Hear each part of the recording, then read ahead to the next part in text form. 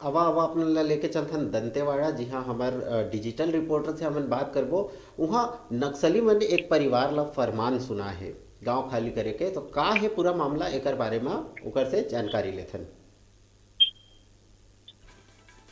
Hello Mukesh Shrivas. Hello Mukesh ji. हाँ। जय जोहार। जी। जी सर। जय जोहार। जी जी जी जी जवाब। का ये पूरा मामला मुकेश जी, नक्सली मन जो परिवार ला फरमान सुना है गांव खाली करे के, तो मामला का है?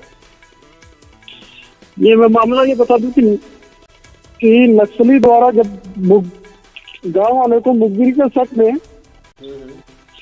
गांव खाली करने का फरमान सुना है नक्सली वाले। अच्छा। अक्सर ये होता है कि नक्सलवाद इलाका है नारायणपुर, बीजापुर और दंतेवाड़ा। हम्म। और पुलिस द्वारा जो सर्चिंग चलाई जा रही है, सर्चिंग अभियान, हाँ। इसमें नक्सलियों की मान में घुस के पुलिस द्वारा बहुत सारे नक्सली लीडर मारे गए हैं। अच्छा अच्छा। और नक्सली बौखला गए हैं। बौखलाने के कारण गांव में इस टाइप की चेतावनी दे रहे हैं कि जो भी पुलिस की मुखबिरी करेगा उसको गांव खाली करना पड़ेगा। अच्छा। तो मुखबिरी के शक में वाला गांव खाली करे पर कहे है, तो परिवार के जी। का कहना है माँ?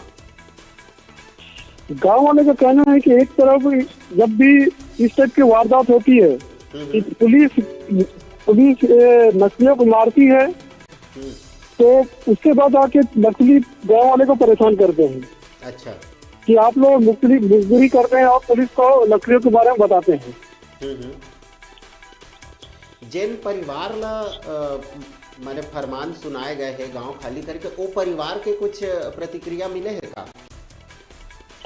हाँ, परिवार को पुलिस द्वारा पुराना समिति के द्वारा मदद दी जा रही है अच्छा। कि उसके परिवार को पूरा सुरक्षित मकान मुहैया कराया जाए हम्म। और उसका देखभाल किया जाए।